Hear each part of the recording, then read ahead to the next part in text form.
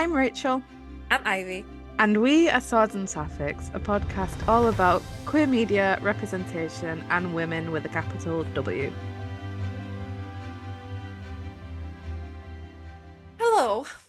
Hello. With who are we speaking to today? This is difficult to say for me somehow. Yes, we are speaking to Maddie Martinez, author of The Maiden and Her Monster, which Yeah. is a sapphic Golem of Prague retelling. Excuse Prague. me. That's me. I'm Prague, Yeah. basically. I mean, we knew we needed this book so much so that we unknowingly put it in our release list 3 times because Yes. every time we saw it, we got excited and Mhm. forgot about the other 2 times we saw it. Yeah. Um, I mean, so it again, was very exciting when, pardon? to be fair, like it was January, April, and now. So between that was several months where we lived like 7 lives at each, at Yeah. least. But yes, we clearly in all of our lives, we were very excited for it. Yeah, it's like the soulmate trope. In Yes. every life, I love you. Yeah. And here we are. We got here in the We end. got here at the end. Yeah. But before we get to the interview with Maddie, what are you enjoying these days? Good question. I know it's unexpected, is it? Well, it is. Well, it isn't, but I was just thinking we're recording this very early compared to when it's actually a month ahead. Yeah. And we only just finished recording our last part before our season breaks, so it's actually not going to be as interesting as it should be. Like if you consider we're supposed to have a month's break, Mm. especially because I'm still really hyperfixating on the women of Arcane. And you think like something's gonna change in that month? You're like that certain that like in a month things will be different? It depends where my brain's at, where my hyperfixation's at right now. Like I'm this lesbian, butch lesbian hyperfixation I've got going on. Mhm. Must be my longest yet. Yeah. I've been dedicated. I've been Yeah. steady. I plan to write us a Vika fan fiction very soon, Yeah. and I don't plan to stop anytime. So yeah. But yeah, I've been rewatching Arcane because we watched it together, and I realized I'm not focusing enough when we're watching stuff together because I'm also thinking of things to say so that I'm still alive and watching it. So I'm enjoying like kind of taking in all the details this time around. I Mm. realized I didn't actually understand the plot at all when I was first watching that game, so I'm only just now kind of understanding what's happening. Yeah. Been back to Greys. I just finished season 16, Mhm. so I'm on the COVID season next season. Exciting. That's my favorite And one. I'm just really excited to get ER Fight Master. Valid. Are they in the COVID season? No, I think they're I don't know how long because I'm not sure if the COVID ends like in the mid-season and then they would be in, or if they're like in season 18. No, but this Okay. is 17, 18. Yeah. So I'm not sure now. I think that season 17 is a lot shorter than the other seasons, Oh, so I right. So it might because of have been COVID. after that. Yeah. Fine, I guess I'll wait another season. Almost there, but you're gonna get that. I can't wait. Yeah. With Amelia as well, my wife, the Yeah. love of my life. I mean, right now she just had a baby with Link, but I'm sure that's gonna go south quickly. That's it, really. I'm watching Station 19 Greys. Honestly, not a lot of other things. I don't think. We watched Thunderbolts last We did. weekend. I was like, we watched something and I couldn't figure out what it was, but yes, we did. I would like Yeah. it to be on the record that I was so nice. And even though we are still watching Miss Marvel, who Rachel keeps calling Mrs. Marvel, she's 17 years old or something, 16. I married her off just like her mother wishes to. Oh my gosh. Yes. But I was very nice. And I just want you to remember that for future references. I will. And but the only thing that was like that I needed to watch it for was the fact that Bucky was a congressman for like 5 minutes in Falcon and Captain America. Apologies. No, he was it was just running for the Congress, and that was the entire information that was All right, yeah, presented so to you. I didn't Yeah. need to. See, like, Marvel puts this pressure on you to have to watch the 50 other things that came before this one project. I can't keep subscribing to that culture. I have things to do. I'm a busy woman. At this point, it's less Marvel, it's more me. We've known that Yeah, for a yeah. long time. Like with the shows, it's not always necessary, but like you, no, just no. Anything else is wrong. Which is sad because I really want to watch She-Hulk, And and we're almost there. We have to just get through Miss Marvel. yeah, we haven't touched it in several months. No, You realize? do realize. Okay.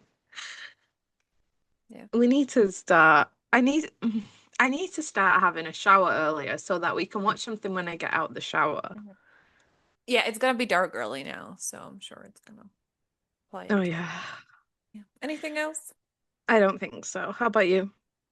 I've been stuck on same thing as I did last time and as I possibly will for the rest of the year at least, which is Critical Role. Thank you very Mm. much. I am going back and forth between campaign 1 and 2. Now in campaign 2, I don't have Laura and Travis or Ashley because two of them became parents and Ashley's is doing blind spot at that time. So good for them. But what about me? I want more. So I'm just sort of it's I enjoy it, but not as much as I would with Laura as Jester, who I love so much. Um, so I'm still there. I'm still gonna be there again for a long time. And I went back to Stardew Valley. I started a new village on my PlayStation because it was in September as a free game for the subscription. So I have my own farm again. I finished Spider-Man. I finished all the DLCs, Spider-Man 1. That was emotional. I was surprised that it got, to me, it was surprising that it got so brutal at certain Mm, points. But that was good because at least I was like, there was that gasp moment mm. several times. I did enjoy it. I enjoyed it very much. I had several dreams about being Spider-Man and swinging on webs and webbing people. Yeah. I'm gonna miss that. Yeah, yeah. But I I still think had, you should think you should tell everybody about the last dream you had involving a web. Please. I I guess want to that was hear a it again. roller coaster of a dream, right? Because I was on a call one day, that's the real life still. I called my grandma, I would come and see her, and I really want her to make this one dish that she does. Shkubanki, which is my favorite, one of my favorite dishes. Then the next night I played Spider-Man, of course, and then I had a dream that she came at 11 o'clock in the evening, so the middle of the night, with like the blue IKEA bag filled with shkubanki and some other things, and I was like, Grandma, it's 11 o'clock. She was like, I have to go home. I was like, at least let me call the Uber, and she was like, no, and then left, and then I got stressed about it. And the next day, I stood with Rachel in my like old street, and I was telling her all about it. I was like, my grandma came at 11 o'clock in the evening to bring me food. And then some two men came to us and they wanted our phone number, and I got really nervous because I was like, no, go away. But as I was talking to them, I just started swinging on the web like back and forth, like on a swing on a playground. And a lot of things is happening right now because those who don't see us don't see Enzo crawling all over Rachel in a way that Addie is usually crawling over me. Apologies. No worries. So that was me swimming on the web for the first time. And then for some reason I went into a grocery store, but that was like more American one, like the big, just Costco or something like that, like a big hall filled with shelves of stuff. And for some reason I had to chase men and web them into like corners, which I mean, fair, yeah, but it was a weird dream. Um, Yeah. yeah, and it didn't end there. It just went on, but Yeah, and I just had a lot of dreams about being a Spider-Man, which is good. It's Well, very funny. it's better because before that I played Last of Us, and I had a lot of apocalypse dreams. So I'm Yeah, glad that I went back. I went to like a spider swinging. I yeah. can't say just swinging because then out of context, I need you to be aware that it was like on a web like a Spider-Man. But that brings me also to the subject that I finished the bonus content for The Last of Us. So I'm Yes. officially finished with game one. Yep. I was very brave. So brave. I didn't scream once. No, no, no, no. I didn't hear any screaming at all. I wasn't scared at all. Um, Yeah. yeah. I'm just waiting one of these days there's gonna be a neighbor just complaining about me, I'm sure. Because to those who don't understand, I was very sarcastic. I was te absolutely terrified. And I kept screaming so much that I was like, I can't do this anymore. I didn't think we was actually gonna get through it. I I thought that you would give up on me and that you'd never finish it. yeah, I I didn't know what I would do. I didn't know, Yeah. but I did got through But it. the little prequel with Riley. It was nice, but that's what I mean. Like I kept. It wasn't even as scary with Riley, but I was just expecting something, and Well, I yeah, think that you have to because it's kind of fed to you already that yeah, like this is where Bella finds yes, Ellie finds out that she's immune. yeah. But even that wasn't like I was expecting some jump scare because that was most of the game, and even that wasn't. It wasn't that bad. Like they came running, I had to fight them, sure, but until then it was fine. The only one who was fucking terrifying me was Riley herself. She kept jumping up at me. Like that was just cruel. Oh yeah, yeah. Hmm. Anyway, but I got through it. You got through it. I guess now there's nothing left to do but get The Last of Us 2. Dealt it to my wallet. Still Oh for man. price everywhere. It's so expensive. I do be hoping perhaps like the, I don't know. We'll see. We'll You see. said mid-September. I did say mid-September because I think, I mean, I went to Reddit for answers as one does. And someone said there is possibility of it being on sale on The Last of Us Day, which is around like mid-September. And if it's not gonna go on sale or ideally on the PlayStation subscription, then I'm gonna have to get it. But for full price, I'm not used to getting games on for full price. I know, but I got them both on full price, You so did. like you're already doing better than me. Yeah, but like that, Last of Us to you was like Baldur's Gate to me. Like that's it was like it was one of those where you know you're gonna love it so much you're willing to pay in blood and bone. Yeah, but are you not? Are you now not loving it I so am, much I that you're am, willing I am, to pay? I am excited. I think I will pay with my sanity. I think I already did. I'm Yeah. not. Don't whisper. I'm so curious about I'm so terrified. how what like how you'll react to the part two. I'm so curious. Yeah. Maybe we should have to live stream it just to capture it. Yeah, sure. Capture my fear and absolute like my most vulnerable moments to the whole world. Well, lucky for you, most people won't watch it, so only like 3 people. The spirit. Okay then. I convinced you.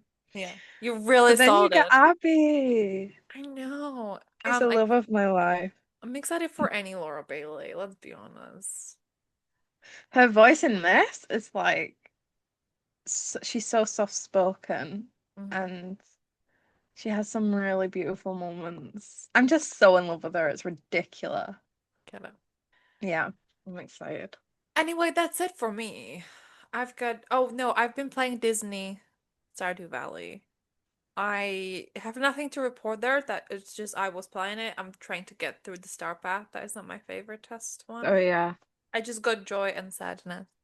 Oh, I still haven't got Aladdin and Jasmine, man. It's gonna take me a while. Mostly what's pushing me to get through it is that I really want the new expansions. I know. And I'm forcing myself. I was like, I can't get more expansions until I finish what I have because I have so much to do there. Yeah. But then they just announced a new expansion that you can have horses and you can have stables and you can ride on horses and take care of them. And I'm like, oh my God. My favorite genre of game is riding around on my little I horse. know. No matter what you're playing like one of the most brutal games, and you're like, there's a horse, I'm gonna ride it. Yeah.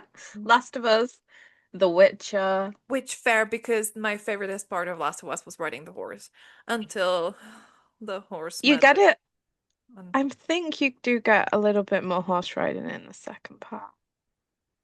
just You trying get to see Shimmer, the horsey. is his fate slightly better than the fate of this horse? Yeah, this one is okay. Okay, good. In fact, she's one of the only horses. She's one of the only th people, Creatures. characters that get out unscathed. Good. As it should be. I don't care about the people, I care about the animals. That's fair. Yeah, I think you'll care about the people a little bit though. a little. We'll see. The jury is still out. Hmm.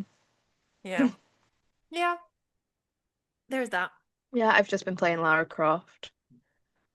Nothing new. I'm doing all the side quests before I get back to the main quest, which I'm 80 something percent done with. Mm. Beautiful. Just enjoying walking around collecting stuff. Yeah, that's what you do, enjoying things when you're playing Lara Croft, as you did enjoy things yesterday so much when you kept yelling at her to shut up. You know what? Lara Croft be testing me these days. I press the thing. There's a thing, like in The Last of Us, when you can press the button and you can listen for what's around. Yes. You can do that in Lara Croft, but also see what you can interact with. So I do that because when you're in a puzzle, you usually have to shoot ropes at things to get things working. And then she's always there, like, I've got to get higher. And it's like, no shit, Sherlock. I didn't need you to tell me that. Or like just says the most obvious fucking thing in the world. I'm like, shut the fuck up. And every time you press it, she says it. I'm not pressing it to hear you say that. I'm just pressing it to see what I'm supposed to do. I'm supposed to interact with.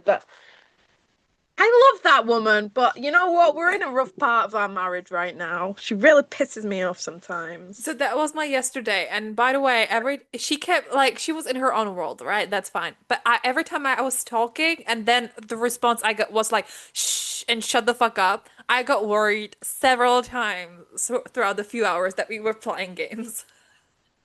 She really pissed me off, man. Yeah. Fair. As long as it's not me, it's fine.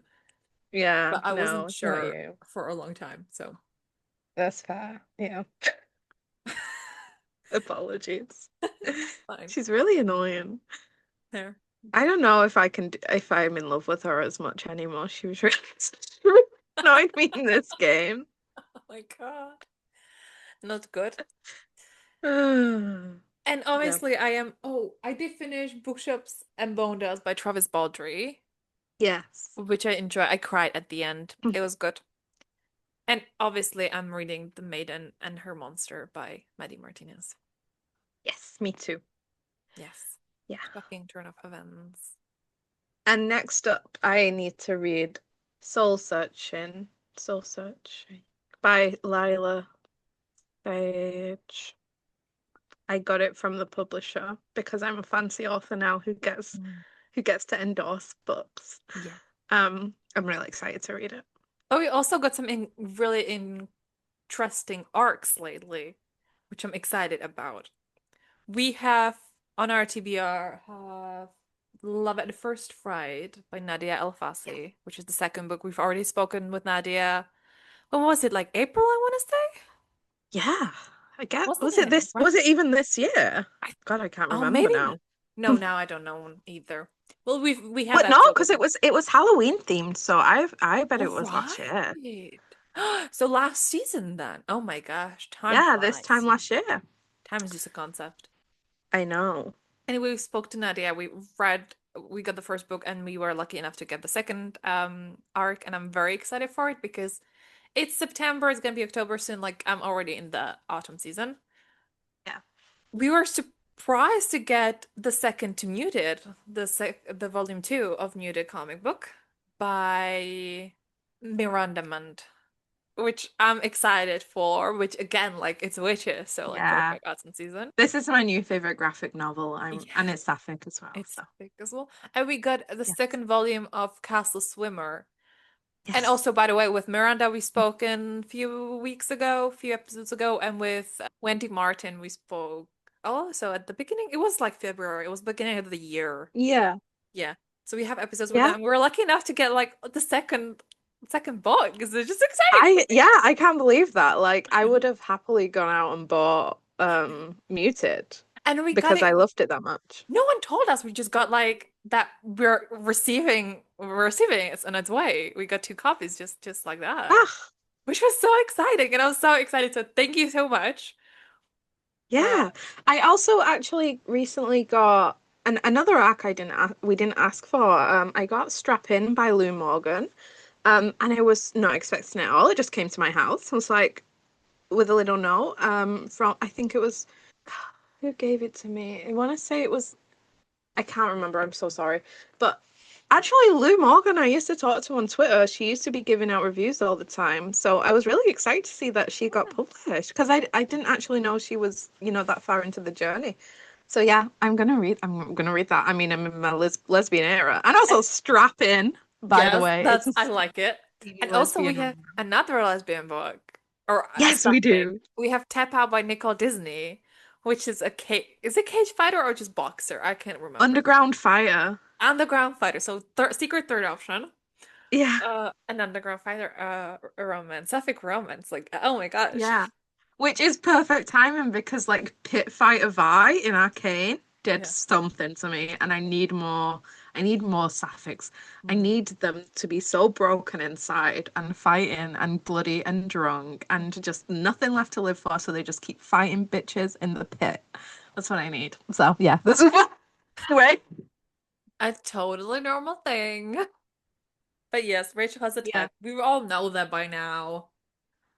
It doesn't It's surprise me. so hot. She has black smudged all over her. She only wears a bandage around her chest. She doesn't even wear a shirt. Yes. Oh, so good.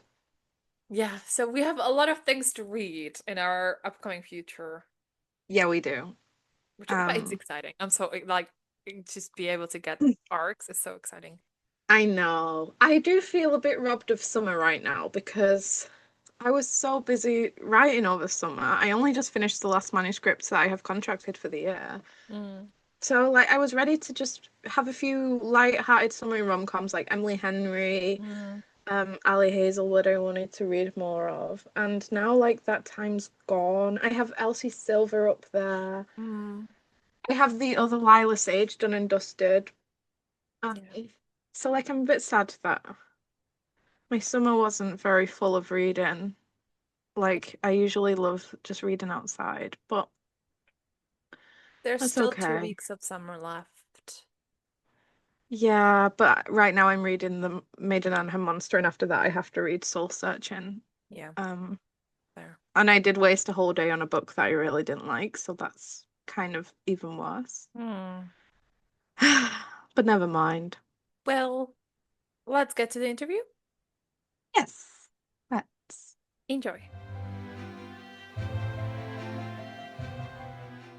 Well, thank you so much for joining us. Would you like to start by introducing yourself? Sure, yeah. Thank you so much for having me. So my name is Maddie Martinez. I'm an adult fantasy author that writes historically inspired fantasy. My debut, The Maiden and Her Monster, comes out on September 9th, which for me is in like 3 days right now. So lots happening. But yeah, I currently live in New York City and I'm excited to chat about the book. Wonderful. Could you tell us a little bit more about The Maiden and Her Monster and what inspired you to write it? Sure. So, The Maiden and Her Monster is a sapphic reimagining of the Jewish myth of Golem.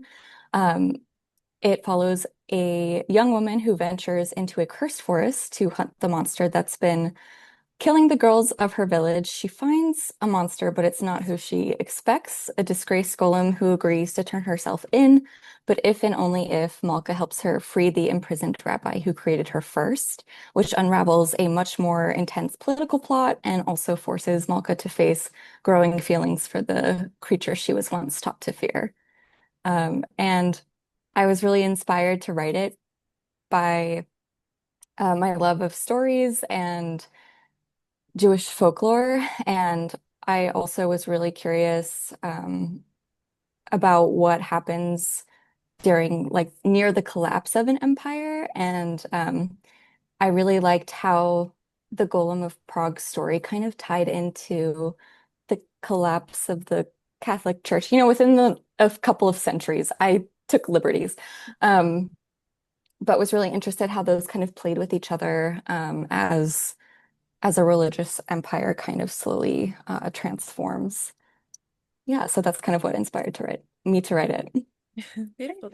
I mean, we started it and we're loving it so far. Yeah. It's like the perfect atmospheric read for autumn. Oh yeah, I'm so Um, excited to hear that. and also, can I just say, you described it so well. Like when someone asks me about my book, I have no idea what to say. Have you been practicing? Or Um, are you just that good? I think it's just that that's like the one question I always get asked. So Yeah, I think I've just answered it enough that yeah, it kind of flows naturally yeah. now. Right. Makes Um, sense. I'm just always in awe when authors can say anything about their book. And since it's your debut, could you talk us through how the publishing process looked for you? Like, how did how did it come to be on shelves? How did you find a publisher for it? Sure. So, this is actually the book that I signed with my agent for. So I came up with the idea in like November of 2021, I believe. That's when I kind of started working on it. And I did a lot of self-editing and then brought in some friends who did some beta editing for me, which is just like them reading it and then giving me some feedback as friends and as other authors. And yeah, then I queried and found my agent, and then we did another round of revisions on it, and then went on submission in the fall of 2022, 3. Time is just a I constant. don't I don't even remember at this point anymore. I think it was 2023. But honestly, who knows? And then yeah, it was on submission and uh as soon as I talked to my editor at Tor, I was like, this is the one. Like, yes, like she gets the vision completely, and the rest followed. Beautiful. I mean, I'm from Prague. I live in Prague, so obviously we have to talk a little bit more about the myth itself, Golem of Prague. What is it exactly about it that made you be like, oh yes, this is it. This is the tale that I want to retell? And what research did you do into the folklore? Yeah, so actually I was drawn to Prague centuries before the myth takes place. Mhm. So the myth of the Golem of Prague was created in the 1800s, but it reflects a story set in the 1600s. Um, but I was really interested. I came across, I don't even remember what I was doing, but I came across this liturgical poem. It was like a parody of, not like a funny parody, but like a religious parody, um, about this pogrom that happened in the 1300s in Prague. And it was this lament uh, about, it's like one of the only first degree sources that are kind of left from that because the pogrom like kind of wiped out a lot of materials and documents of history. And so I was really interested in that because I feel like we talk a lot about pogroms and violence against like Jewish communities in World War II and in the 20th century, but not so much in the Middle Ages. And so that kind of led me down this path where I got really interested in how blood libel kind of was treated in medieval Prague, and came across the story of the Golem of Prague, which I had known before, but it kind of like reinvigorated my interest in it. And so that's kind of how that that myth became the basis for what I wanted to retell. And then also because obviously it's a second world fantasy, so I took a lot of liberties and nothing's a one-to-one, but just my inspiration was that Prague was kind of the hub of the Catholic Church during this kind of time period in the late Middle Ages. And they were experiencing this golden age, and I was curious on like who was left out of a golden age, and what happens when that golden age begins to topple. And so that's kind of like the collective reasons that drew me to this specific time period and this specific story in this specific place. But yeah, I did a lot of research. I live on JSTOR, so I was reading a lot of articles and papers about this time period. And also, I have a master's degree in international peace conflict resolution, and a significant background in international affairs. So I that kind of helped me like shape the kind of research that I did, and kind of what information I sought out. Because if you just do a cursory kind of glance at the materials, they're like, oh yeah, the Jews were treated like super well in like the late Middle Ages. And then as you slowly start to dive deeper, you start to discover this like really horrible underbelly of what actually happened. That is often covered up because there are so little primary sources. So that was also interesting to me because that also shapes how we think of stories, and yeah, so that's the really long answer as to why and what research I did. Beautiful. It's I also have fascinating. to ask about like the names and words because I did see like Czech names and Czech words. What was it like when, how did you combine it? Because there are some that I don't know, there are some that sound to me like from a different language. So how did you go about it, basically? Yeah. That's a good question. So I kind of there are a lot of made up words that are not words at all, that are kind of like inspired by the language conventions of Czech. Um, and then for the language that Malka speaks, the Krasjadi, that was actually inspired by this language that was spoken in like the villages surrounding Prague, in this really short time period. I think it was only like a couple hundred of years, and then it went extinct because Yiddish kind of took over from increased uh, migrations from Germany, or emigrations from Germany. And but it was this like kind of Judeo-Czech language that I was really curious about, because of the way that it mixed languages. So there's so little on that language. And I found one resource and it was in Czech. And so I kind of just, because it's a second world, took that as an opportunity to combine and create this kind of like fantastical language inspired by the combination of what would what would be Judeo-Czech. Hmm. Beautiful. I'm curious, have you visited Prague? Yeah, I went actually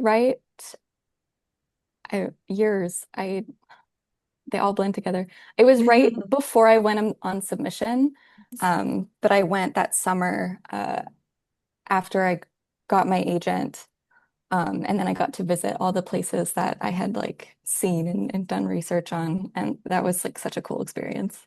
Beautiful. Oh. So of course I have to ask, what's your favorite thing about Prague and what's your favorite place? Tell me everything. Oh my gosh. No pressure. No, just I mean, like it was really cool to see the clock tower because fair, yes. that plays a really large role in the book. It's actually funny because um the clock tower in the book, without like spoiling much, but it's like very big. And then I went like to Prague and I was like, oh, this is like small. This like the events of this book would not happen here. So I thought that was funny, but it was really cool to see the Old New Synagogue, which also is like so fundamental to the Golem of Prague myth. Because that's where they say the Golem of Prague still rests to this day, ready to be awakened if needed. And did you go to Um, the Golem Museum? I don't I don't think I knew there was a Golem museum. Yeah, it's in there like a little street, almost close to the clock tower, actually. I don't Next time, I don't everybody think should ask so. me about I Prague. know. Oh my gosh. Okay. Next time I will mark that. I know we did go into, I got like this, I don't think I don't think I have it nearby, but I got this like little booklet about the Golem of Prague. Oh, beautiful. Um, but yeah, those were some of my favorites just because I had researched them so much. Oh, and then also there's the uh like cemetery right by the old new synagogue, and one of the first, that's actually where like the Maharal is buried. Um and one of the first plaques I saw was for somebody named Malka, and so it was like The this circle. is Circle. yeah.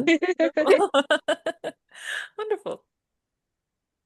So Jewish culture is kind of left out of a lot of mainstream literature at the minute, especially with mythology. Like you focus on like the Greek and Norse things like that. I'm interested, first of all, like why how you kind of came about putting so much Jewish culture into the book, and also if it's kind of helped or hindered in any way because of just the way like minorities are treated in the industry. That's a loaded question. It is.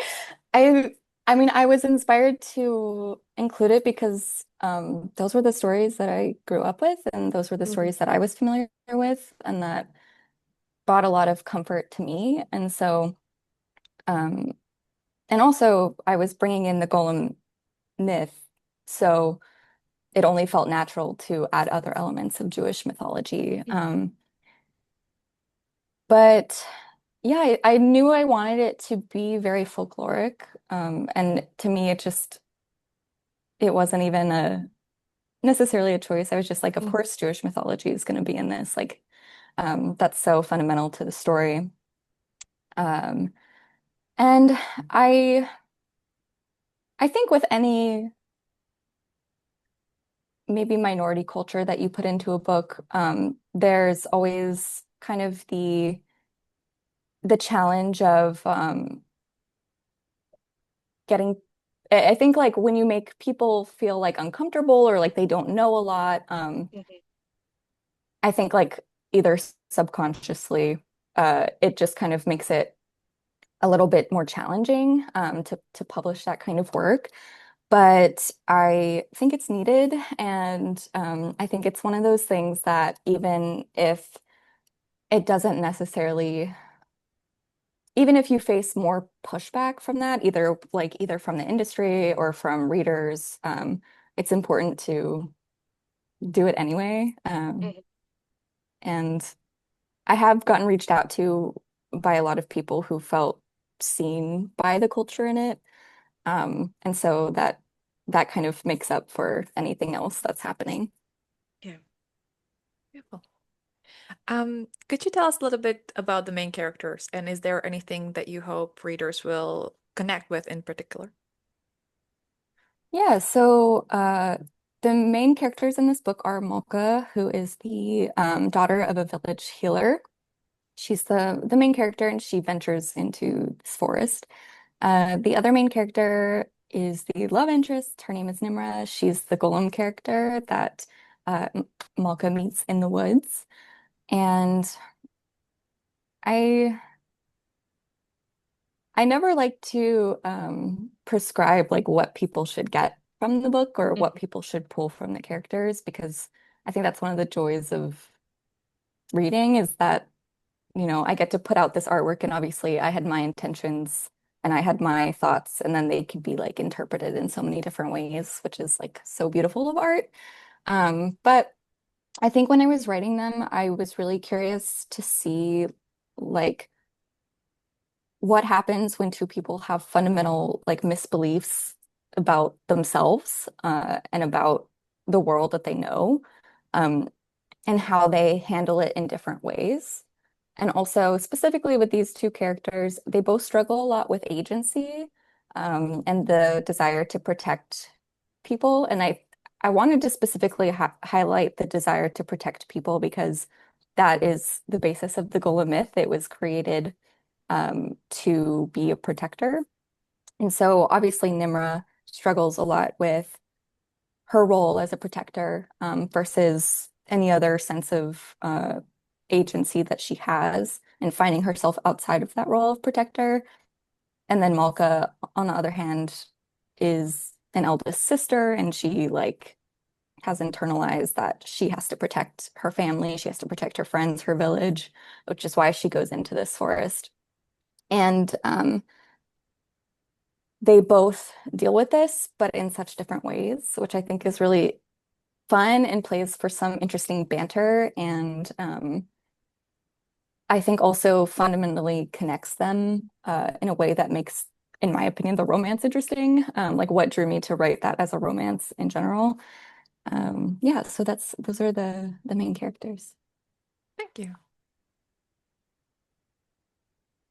And since you have a degree in political science, how has the knowledge of this fantasy world kind of played into, I mean, how has the knowledge of political science played into this kind of fantasy world? I think it's played a lot. I think just because it shapes the way I think about the world, and I think about the the the way that cultures interact with each other, or the way that groups interact with each other. Um, this book, in my opinion, is what I really wanted to highlight was the dangers of religious nationalism, and who is excluded from that, which is something that I talked about a lot in school, and was the subject of a lot of my research. And I think it's fun to play with it in a fictional setting because you take away kind of the inherent biases for the reader while they're reading it, and they can kind of view it more neutrally. I won't say like completely neutrally, but more neutrally than they might if you talk about a real life event or a real life danger of religious nationalism or whatever. It like allows that kind of space. Um, so I think that's been a fun playground for me to be able to talk about the things that I've researched, and the knowledge that I've gained from that, and apply it to this fictional setting, and set up the political world in a way that I think mirrors our world in the way that people interact and the way that societies and empires interact. Um, but of course, it's fantasy standalone, so it's like more simplified, I think, Mhm. which I think can also be easier to understand than some real world situations. Mm. Beautiful. Um, has anything surprised you about the publishing process so far? I think the thing that surprised me is how little of my day to day is actually writing. Mm. Like Fair. I like writing the book, I should say. Mhm. You do so many other things aside from writing that you like actually have to make time for writing, and be like, this is what's important. And I think that was kind of something that surprised me a little, and I think is funny just given the nature of the job. I mean, we've been seeing the book since J January, was it? We figured out because we have like our release list and we put all books that we see and we put it there 3 times. First in January, then like in April, and then now. So like you've Yeah. been at it for a long time now with the marketing and stuff. Oh, yeah. I think my cover got revealed in February. I don't even remember anymore. But I think that's so we announced in April of last year. Mhm.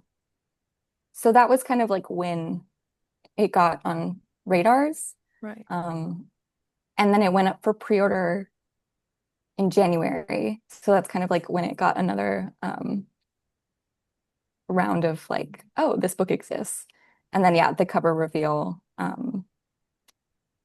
also gave it another round of boost. So yeah, there are a lot of periods of a book development where you're like, oh yeah, this book.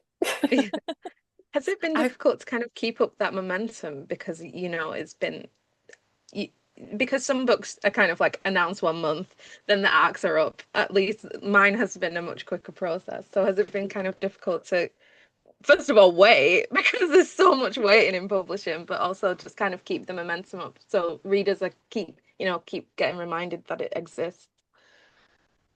Yeah, it's tough, I think, in several ways. I think it's tough partially because of how far in the future publishing works.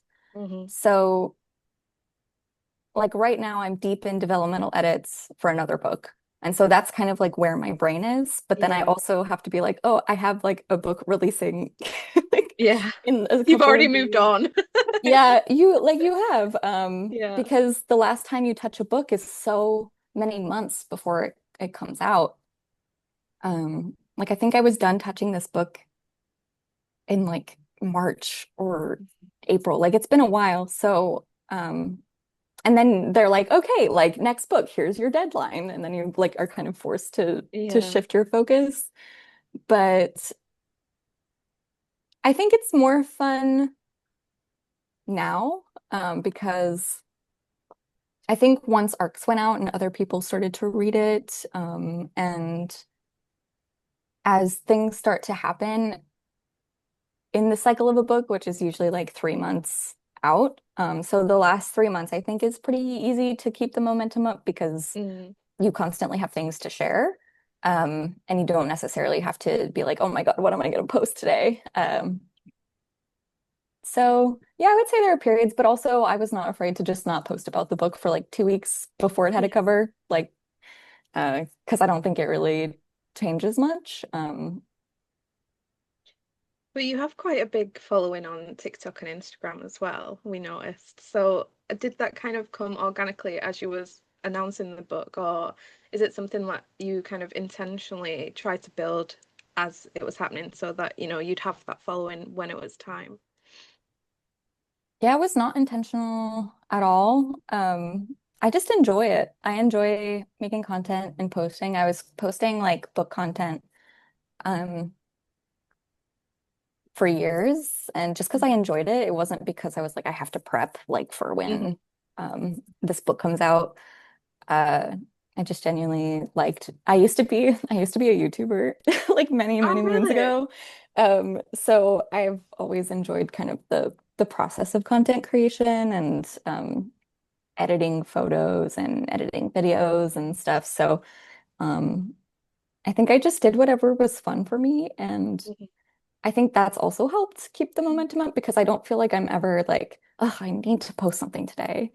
Yeah. And I also think that readers can tell when you don't like doing something, I when you was don't gonna like say, posting. like, I think there's so much pressure at the moment to kind of market your book certain way, and everyone has to follow the trends. So you can kind of tell when it becomes like something that's exhausting rather something than something that's kind of, something you want to do, something that's authentic.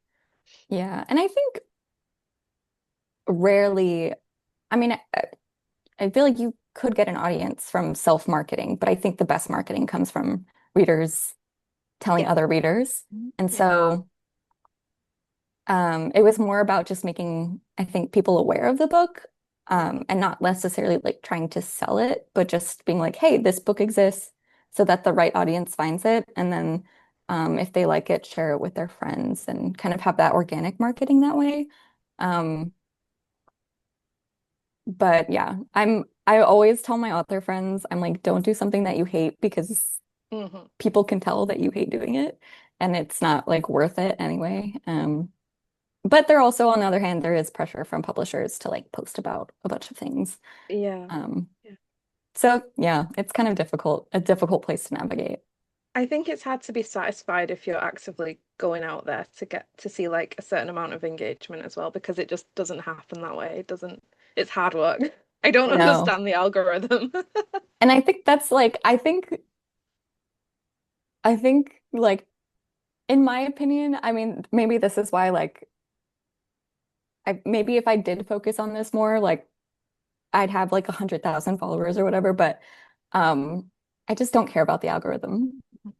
I post it and then it happens. And then sometimes like on TikTok, usually if I'm like, I feel like this could do better, I like repost it, which is very a common method on TikTok. But yeah, just because like you never know what the algorithm is like and it's always changing. And I think if you're not, if it's not your job to like be a social media marketer, then I don't think it's worth like paying so much close attention that it takes away from, or I guess that it like might lead you to burnout as opposed to like focusing on trying to write the book and do things for the book. Yeah. But that's just my 100%. opinion. I think every No, I author has agree. to like find their what works for them, I guess. Yeah.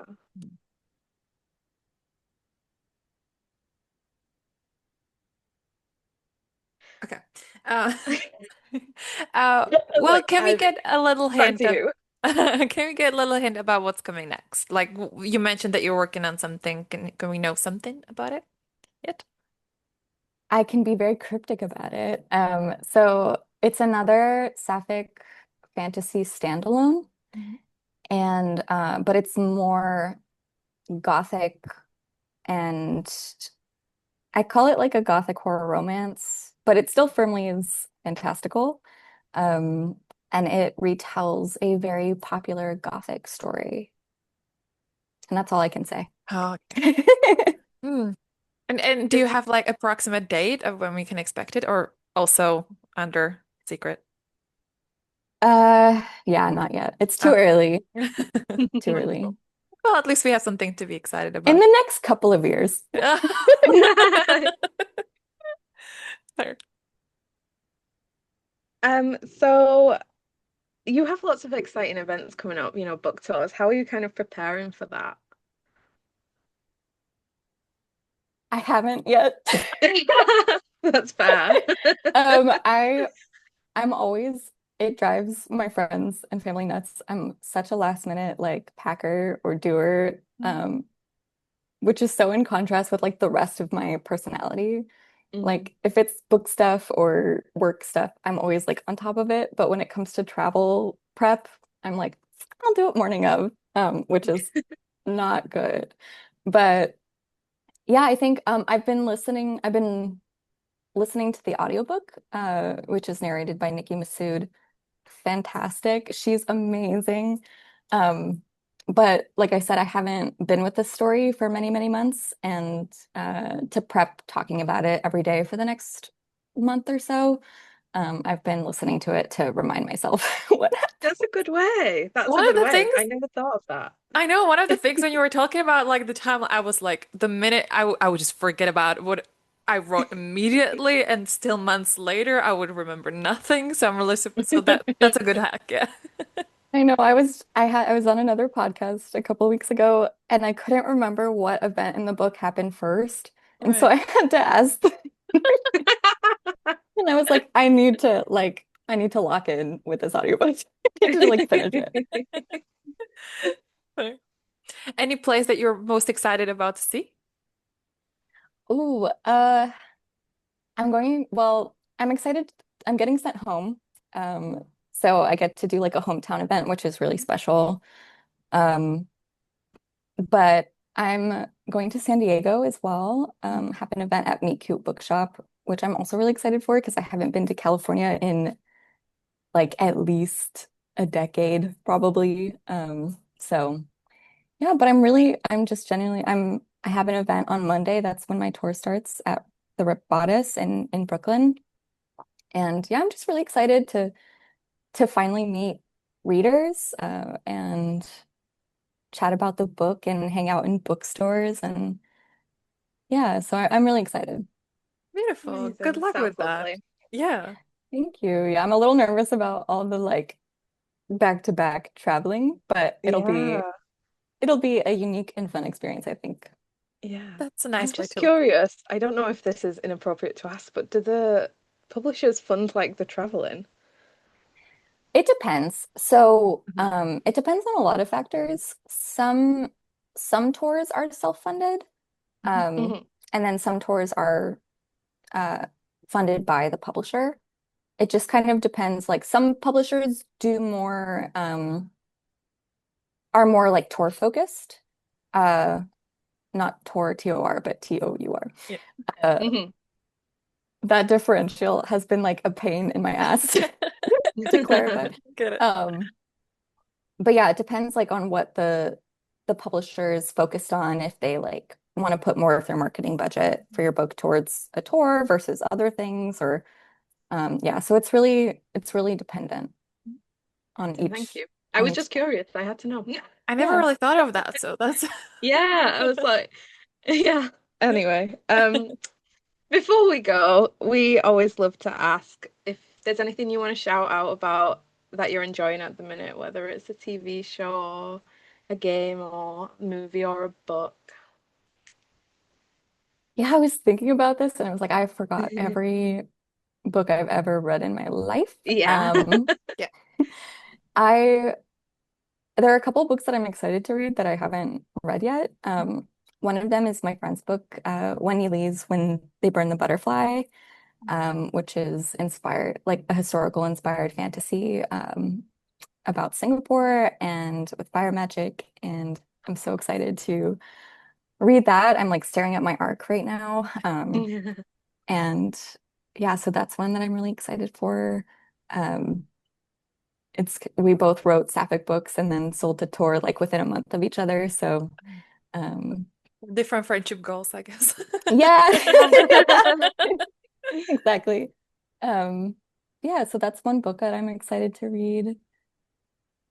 I'm currently reading Inamorata by Ava Reed, which is also like fantastical, like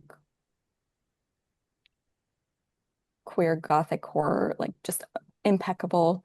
Um, and so I'm really enjoying that as well. I'm just reading my first book from Ava Reed, and I love it. And I yesterday I think I saw the cover reveal for this book that you're just reading. Is that yeah, it's Yeah, the UK beautiful. cover So reveal. yeah, Yeah, it's stunning. beautiful. Wonderful. Well, thank you so much for hanging out with us for a minute. We're running out of time, sadly. But good luck with your release. Good luck with your tour, and thank you so much. Yeah, Yeah. thank you so much for having me. I want to know more about Czech now. You can ask. I know. I I have know. it actually easiest. Well, I'm not that skilled at history or anything, but it's pretty easy for me to find out and be like, oh yeah, now I remember. Yeah. So, yeah. I'm very intrigued with like more Slavic folklores. Like they're never in the mainstream, but they're like one of the most interesting ones. I am happy. I'm sure we have like the classic poems.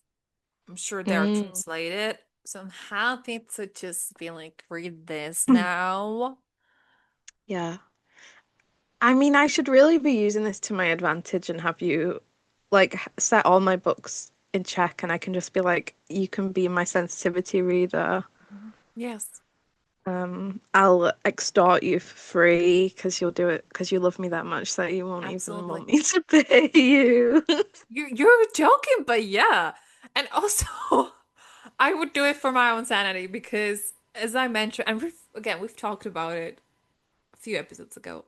I'm Yeah, overly critical when it comes to check anything anywhere. So it's I would valid. do it just to save myself the potential anger. Yeah. I mean, speaking of, in a very similar situation, the Wuthering Heights trailer just came out. Casted two blonde Australians to play depressed North Yorkshire peeps in a gothic horror, and like that's just fucked up.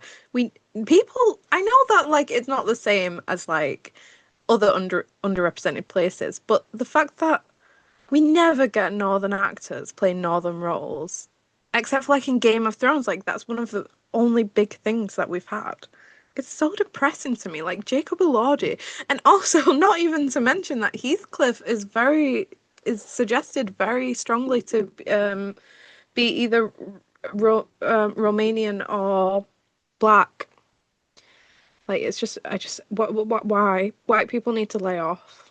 Overall, I really struggle with, and this is not like a thing when it comes to like the skin color, but like the culture and nationality. Like you have so many Russian like or Eastern European characters always done by Americans every Yeah. single time, and it's enraging to me. Mm-hmm. And then you have the over exaggerated accents. And when they do speak, I say loosely in the language, it's awful. And even I know that it's not even my language. Mm-hmm. To this day, I'm enraged about Jane the Virgin, where you have Czech character called Petra, and she keeps pronouncing her name like Petra. That's not your name, babes. That's not your Yeah. name. Like, shut up. It's so enraging Yeah. to me. I don't get it. I just also like just in general right now, I'm really bored of having the same actors in every single big Hollywood thing. Like you can't go to the cinema without seeing Margot Robbie, Jacob Elordi, even I dare say Pedro Pascal. Like I love that man, and at least he's a Chilean actor. He's a Latin actor, but like he's in everything right now. Like we're getting way too comfortable with narrowing down what should be a widening pool of like celebrities and actors. I don't get it. And even get me started on The Odyssey. Oh I no. like I will watch it. I'll be excited about watching it, but be sure that I will come back with a very, very big reaction. It's very far. They did it with the Beatles. There's not a single Liverpudlian in the Beatles cast. Fucking Paul Mescal, Joseph Quinn. Who else? It's don't know. Another two men who were not from Liverpool. Joseph Quinn's mother is from Liverpool, so we'll give him that. But still, like overall, when it comes to like these big peop like personalities, and I mean like in our culture, so like with even with Freddie Mercury and stuff, Yeah, I feel like these, especially for like these movies, you should have someone that we don't know yet. Because yeah. otherwise you just see the actor. You don't even like you can't press pause on that. hmm and just somebody who's been like physically like affected by the culture that they're portraying because you can't recreate that. Like the Liverpudlian spirit is completely different than the Mancunian spirit, or like Mhm. especially like when we go to London, it's nothing alike. I know you're thinking about the puddles and the I pools. am. I could see a little smirk. It's It, just really frustrating. Like there's in Europe and in the UK, there's just so much distinction between each city, town, you also area. see Like, it huh? like in the faces. You Especially do. like with Eastern European, like I can tell like this person like is Russian and this one is from Spain Mm, or yeah. like Greece Mm, or true. Prague. I like Czech, especially old people are very, I can tell when they're like Czech and when they're Americans. You know what I mean? Hmm And on that note, like, I don't want to see fucking plastic surgery anymore I don't- because that it's just it's really I think it's really bad now. I think we genuinely have a real fucking problem with the way that feminism is regressing. Queerness, I want to say the same thing. Like you go on TikTok and somebody who looks remotely camp, they're accused of being in like a lavender marriage. Like TikTok learned that fucking phrase and they won't let it go now. I hate And it so it much. raises like other queer identities so fucking badly. Like if you just see a person who looks camp and you're like, oh, they're gay, they're secretly gay. That's Or dangerous. just like an individuality, like you it's been like a thing. So like now that men are comfortable being slightly less masculine, they're gay. Like this is Yeah. we're going back like 10 years again. We're honest, that's what I'm saying. Like we're regressing and Yes. it's terrifying to see. Mhm. Like it's it's seriously really scary and people don't realize it's happening. But like Emily Blunt, did you see her recently? I saw the picture. I thought it was fake. I still don't know. I'm scared to Google I thought it in was case, like but a like Photoshop, but it's same. not I was like, okay. I'm gonna ignore it. I don't want to see if it's real or not. I know. It's not okay.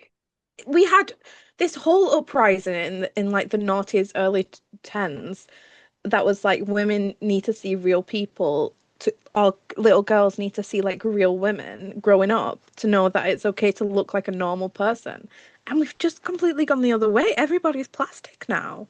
It's the what's it called? It's like everybody can do whatever they want type thing that really got away from us because Yeah. I think the issue is normalizing plastic surgery. I think like medical wise is one thing, especially Uh-huh. like with breast reduction, like if it affects your quality of life, like that's the Yeah. like lip fillers, Botox, like it was I know. always I never liked it. It was always like okay. Even like the tattooing the eyebrows is sort of like oh my you know like It is just like trying to erase literally everything that makes you a person. yes. Like it's so weird. I was guilty of being like well I wouldn't say guilty, but I was like women should do whatever they want. My mum used to slag off women on the street for looking like they've had their massive lips in and stuff like that. And I was like, if they feel better about themselves, let it happen. But now I'm looking at the results of like that of it be because plastic surgery used to be so like inaccessible to normal people anyways. Yes. You even if you wanted it. Like it was still even though it was so like prevalent in Hollywood, it was still reserved for rich people. But now you can go around the corner and get into a cosmetic salon and get filler in your lips and like it's just everywhere. And it was also more noticeable. Like even like now Yeah. you notice that it's too much, but there are some that you can't tell that it's done so perfectly that it looks natural. And you see all these beautiful people, but this is not natural. Yeah. It's scary. Like I don't know what we're doing. And even like It's terrifying. And celebrities you think oh, they're so natural and authentic that like they wouldn't fall for that. And then they do. Like Emily Blunt, I wouldn't. I mean, I could see she had a bit in her forehead for a while, but like I'd never put her down to do that. even with the teeth, like veneers, especially with Emily Selena, Blunt. have you seen Selena Gomez's? No. It doesn't look like her teeth fit in her mouth anymore. Miley Cyrus, she looks like a horse. Like, Yeah. there's no nice way to say it. Yeah. Like, it's just not normal. Mhm. Yeah. And like when it was just these adjustments like boobs or whatever, you're not looking directly at them. Like, so what? She has a big boobs that aren't real. But like when you're looking at someone's face and the muscles in it aren't moving, like that's weird. That's just weird. Was it? It was a singer. I can't remember her name, but she's like all about the bass. Ba-da, bass, da, da, da. Oh fuck, Megan fucking Trainor. Yeah, Megan Trainor. She said that I don't know if it was Botox or lip filler she did, and then she couldn't move her, she couldn't smile. Yeah, She said that, like, and it still keeps getting more, but fucking hell. she's skinny now as well. Yeah. She sang Yeah. She sang a song. The first song she released was about being proud of being curvy, Yeah. and now she's had the Ozempic shit, and she's the skinniest bitch out there. Like, it's so sickening. It's just I don't understand what drives it. There must be something in Hollywood that's like I don't know, like it's It's poisoning people. Kardashians. Like Yeah. the way they like the blame is to put like in a lot of places, but the way what they specifically are doing to Yeah. the like to self-image and all these things like with the BBLs and whatnot, it started so long ago, and they're just doing it worse and worse and worse. The the mom just got also plastic surgery, Oh, and right. now they're like, this is the contact, you can go there, doing promoting the specific clinics that they're going to. And the same with Kylie, I think it was. She has something done, and then people are like, oh, she's girls. She tells me exactly what it is. No, that's She no. also went a really long time not telling any. She wanted us to believe that it was natural and it Yeah. didn't look anything natural. Yeah. But now we've come to actually be proud of it. People aren't going for natural looks anymore. They want to look fake. Because it's also a promotion that they can do, and so they have Mm. free surgery and just do an Instagram post. So fucked. It's I just can't believe like it's weird to watch. It was weird to have grown up in a time that felt like we were getting better, we were getting somewhere, Mhm. and I could be part of that because I understood those values and beliefs. And then to then be in your mid to late 20s and you're watching everything go back, everything that you worked for, that you had to rant about as a teenager to make other people understand, Yeah. it's been forgotten. Yeah. It's so weird. It's just bizarre. Yeah. So weird, man. Yeah, anyway, people are weird. Stop using lavender marriage, please. Yeah. So, So annoying. so honestly. Ugh, yeah. Anyway, Well, on that note, on that note, I hope you enjoyed the interview with Maddie. nothing to do with Botox. But by now you all should be used to this. We always go Yeah. off. Oh, Fireworks is out now, I guess. It came out on the 25th, which is Wow, in the that's future for me, but it's in the past for you if you're oh, listening. So you should read it. yes. It's the second book in the Scottish Spy series, which started with Kindling, Mhm. and it's popping. Kindling is popping off in the US, by the way. It should. I'm scared. So there's that. Anything else? Nope. We can't afford to pay for Wix anymore, so you might see some changes on this website. Yes, that's true. Yeah, we'll see. There will be for sure some changes, I guess. Mostly picture related because we needed the space. Less pictures, I guess. Yeah, it is what it It is is. what it is. So until next time, remember, Support women's rights, but most importantly, support women's wrongs. especially if they are a little golem living in the woods. Are not very little.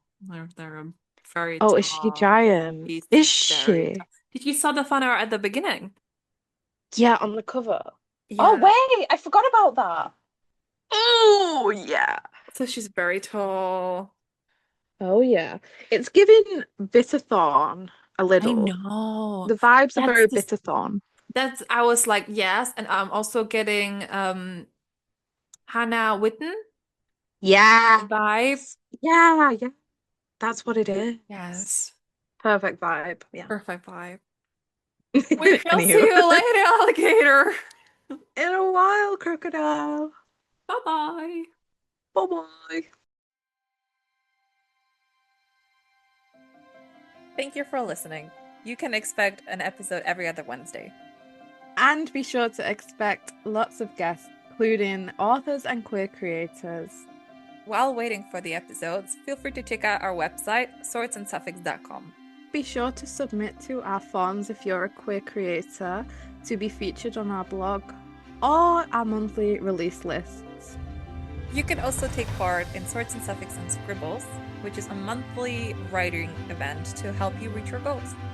And if you're just looking for a community that will be supportive and joyful, you can join our Discord server where most of our writing events take place, but also we just have lots of conversations and lots of fun. And don't forget to follow us on Instagram, Twitter, Blue Sky, and TikTok, where you can find us as all kinds of versions of Swords and Suffix.